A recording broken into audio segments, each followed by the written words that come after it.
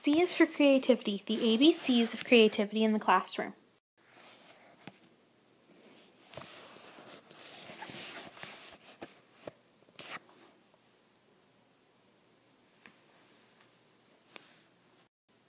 Tradition. Hi, my name is Amanda and I'm a teacher candidate in the Personalized Learning and Technology cohort of the UBC Bachelor of Education program. This is my inquiry project. For more information on this book, please go to cisforcreate.weebly.com. About this book. Creativity is my passion. Creativity comes from many different places and indeed many different people. It is not just restricted to the visual or performing arts. Creativity can be found in almost anything humans do. Creativity is everywhere in the books we hopefully read, the TV shows and YouTube videos we watch, as well as the music we listen to. Creativity is everywhere and part of the human spirit. There are two types of creativity. Small c creativity are things that are new to the individual but not new to the larger world.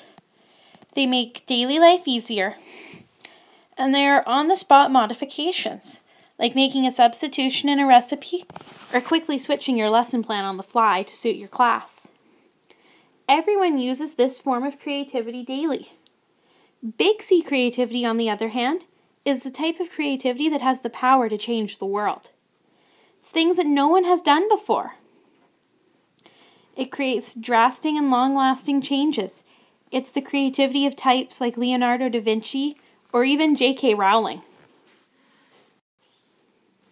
So creative thinking is one of the core competencies of the BC Draft curriculum, which states the capacity for creative thinking expands at every level of life and schooling, as individuals increase their range of ideas and concepts to recombine them into new ideas.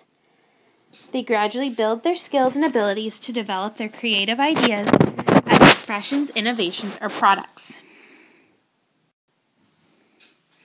So novelty and value. Students get creative ideas that are both novel and have value. There are the degrees of novelty. An idea may be new to the student, or it may be new to their peers. It may be novel for their age group, or it may be novel to a larger community. It may be new in a particular context, or absolutely new.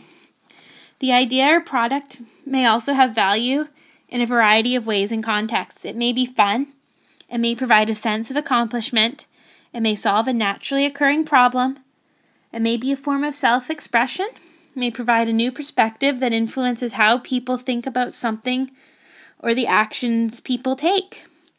An idea can have an impact on an individual, student, classmates, a larger group of peers in one's community, or on a global level. BC Ministry of Education, 2013.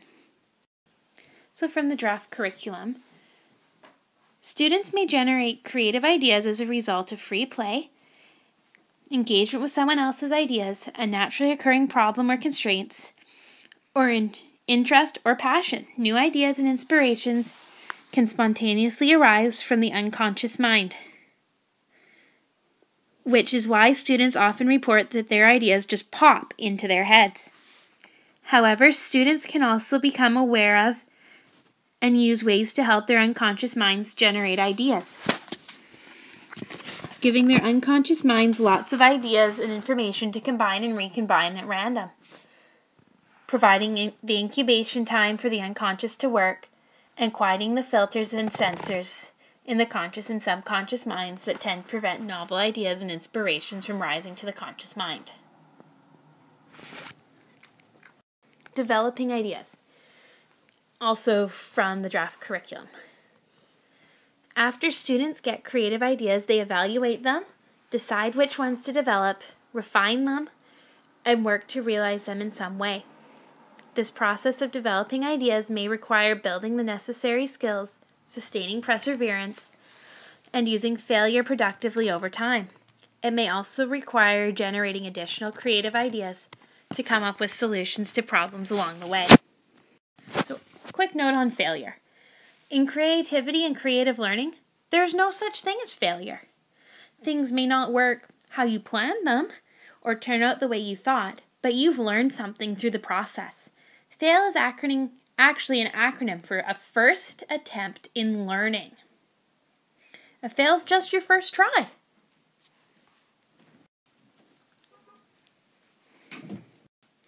A is for adventure. An unusual, exciting, sometimes hazardous experience or activity, daring and exciting activity, calling for enterprise and enthusiasm. Doesn't that sound like learning? Creative learning is an adventure, and we need to treat it as such.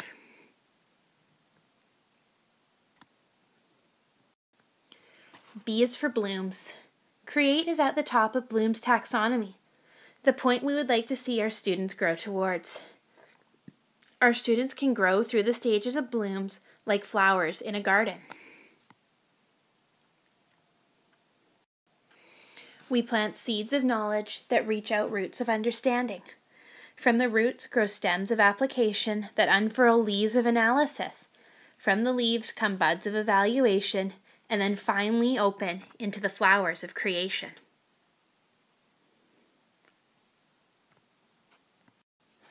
C is for create. Teachers help students to create many things. Creating in the classroom is not limited to the outputs that the students generate through their daily activities.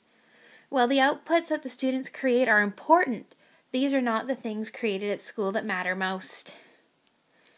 We help students to create many intangible things that can include the skills to think creatively and the trust in themselves to do it, a sense of belonging, positive relationships, self-confidence, the courage to stand up for what they believe in, a sense of accomplishment, and a sense of wonder.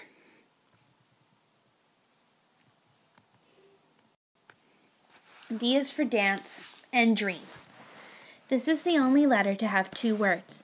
This is because my own sense of creativity cannot allow me to only choose one. To me, they are both things that both let me express and inspire my creativity. D is for dance, beyond the steps. When we dance with our students and bring dance into the classroom, we need to go beyond the steps. Dance is not about perfect technique. It is a form of creative expression. Dance can become a fabulous way to explore ideas, share emotions, and tell stories. There is no wrong way to dance. Dream. So from the Garth Brooks song The River, you know, a dream is like a river, ever changing as it flows, and the dreamer's just a vessel that must follow where it goes. Trying to learn from what's behind you and never knowing what's in store makes each day a constant battle just to stay between the shores. This is a metaphor for how our creativity guides us. Just replace the word dream with create or creating. We follow our creativity where it leads, and we learn from what it's taught us in the past. And we never quite know what's going to happen next. E is for experience. Creativity is greatly encouraged by experiential learning. Creativity is not inherently experiential. It is not possible to create without experiencing it. Creation requires that the creator is fully engaged and experiencing what they are doing. It encourages students to persevere, refine ideas, work with and around setbacks, and use failure productively. F is for flourish. Flourish, to grow or develop in a healthy or vigorous way, especially as the result of a particularly favorable environment. As teachers, we can make our classroom environments that allow our students and their creativity to flourish. G is for geography. A major theme in geographic education, or place-based learning, is developing a student's sense of place, their connection to the place they are in, and their understanding of it. It is a mental connection to what they are working on, learning, seeing, and doing. Through technology, we are connected to anywhere we want within seconds, which can lead to people being disconnected with their environment. Connection to the place can help inspire students' creativity as they draw inspiration from the world around them. H is for holistic. Creativity is a holistic endeavor. It engages more than just the mind. It goes beyond to the soul and can expand out to include the community.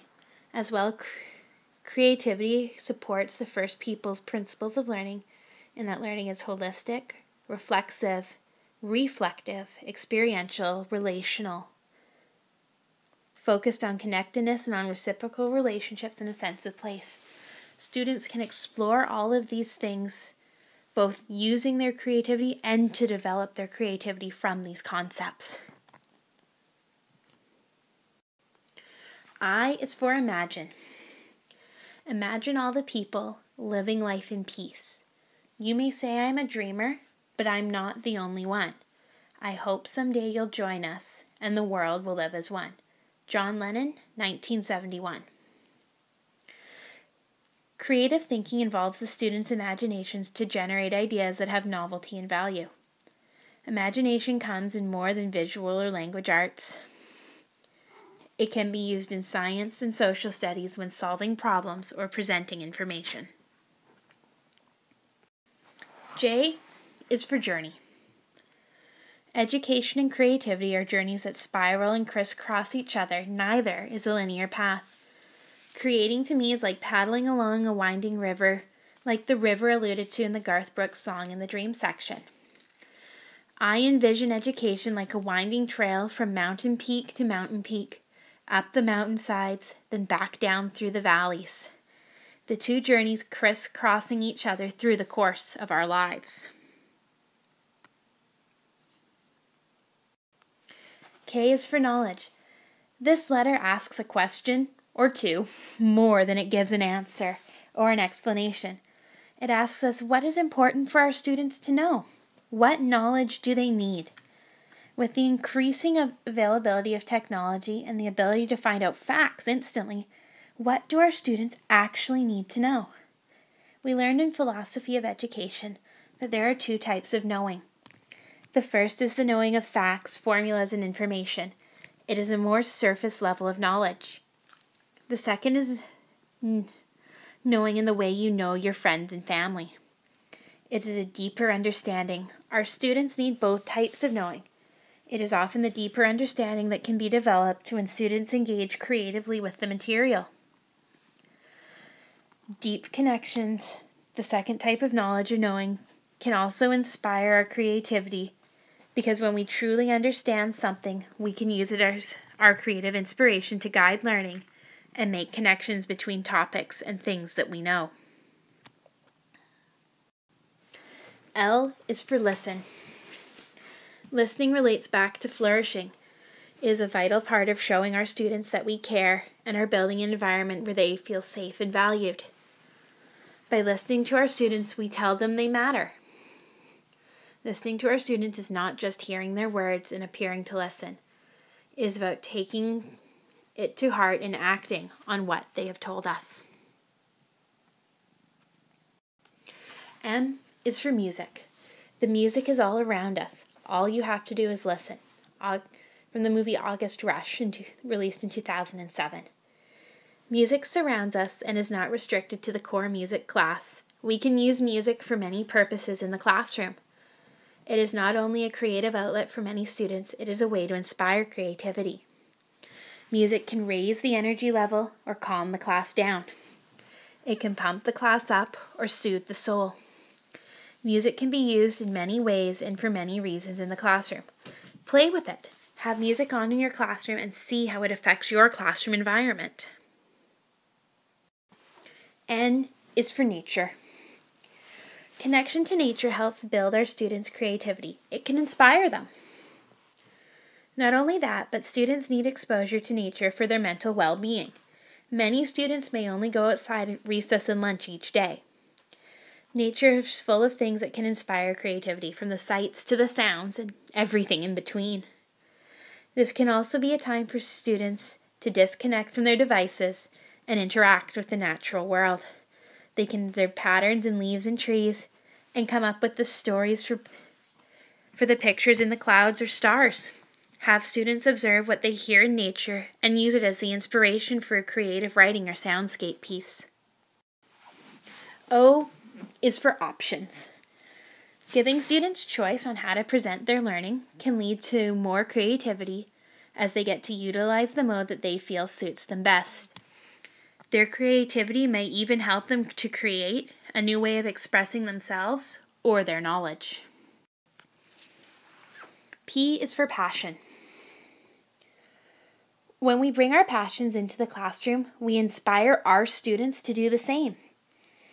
They see us engaging fully in the project both cognitively and creatively. Genius Hour is an example of students working on a passion project, something that they have chosen for themselves because they want to know more about it or it inspires them. These projects can inspire our students to think and explore in new, more creative ways. As teachers, find what you are passionate about and bring it to life for your students. Use your passions to drive your classroom.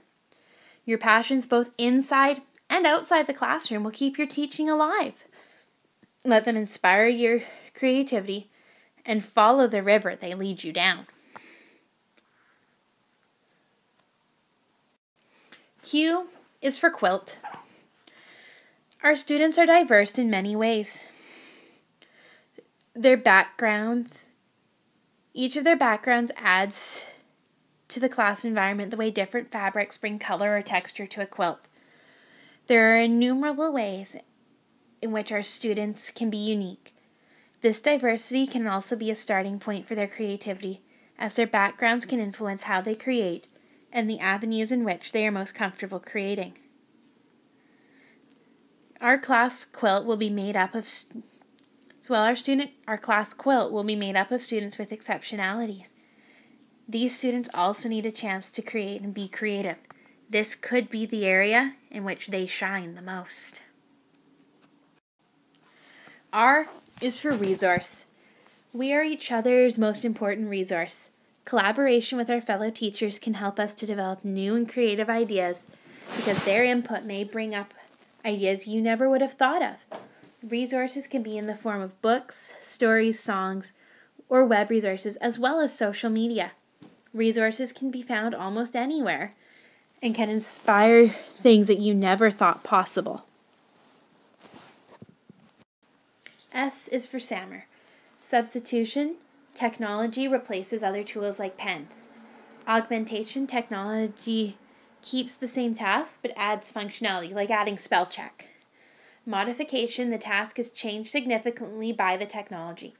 We're now all working collaboratively on Google Docs, editing and sharing each other's work that way. Redefinition. The technology significantly alters the task. Creating a digital story like this for my inquiry project is an example of redefinition. The information is being presented in ways that without the use of an iPad and several supporting apps would never have been possible. T is for think. Oh, the thinks you can think. Oh, the think and wonder and dream far and wide as you dare. Oh, the thinks you can think. When your thinks have run dry, in the blink of an eye, there's another think there. If you open your mind, oh, the thinks you will find lining up to get loose. Oh, the thinks you can think. From Dr. Seuss. Dr. Seuss said it best. Oh, the thinks you can think and wonder and dream far and wide as you dare. As teachers, we are constantly thinking, wondering, and dreaming. We encourage our students to think critically, creatively, to dream, and to share their own wonders and ideas in our everyday class activities. We encourage our students to explore their thoughts, feelings, and goals in the pursuit of something that is real and meaningful to them.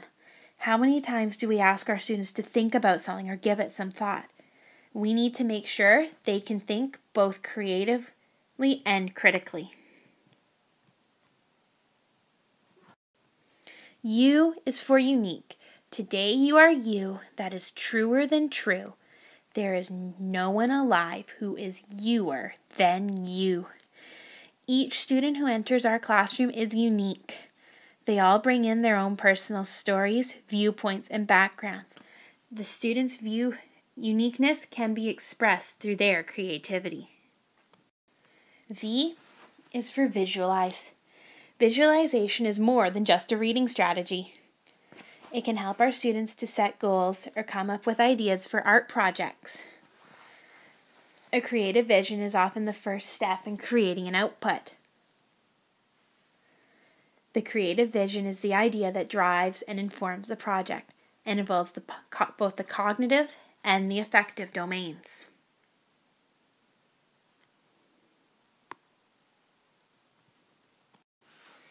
W is for wonder. What do you wonder? What do you want your students to know? Our wonders can guide our creativity. They can lead us to experiment with new techniques and tools, or to explore and develop new ideas. X is for exciting. Learning can be a very exciting process, and creative thinking and learning even more so. Students are fully engaged in their tasks, excited and happy about it. And the cognitive, affective, and behavioral areas are all engaged. We've hit all three areas of engagement. Let's use creativity to get our students excited about learning. Y is for yearn. As a teacher, what is your greatest desire for your students? Do you want them to be happy, fulfilled, lifelong learners? What is the thing you want so much it hurts? Many of us yearn for the best possible learning for each of our students. We want to see them succeed and do well. Let the thing you yearn for guide you. Follow where it leads. This is connected to your passion. The passion is the thing that drives you in your creativity, and what you yearn for is the goal.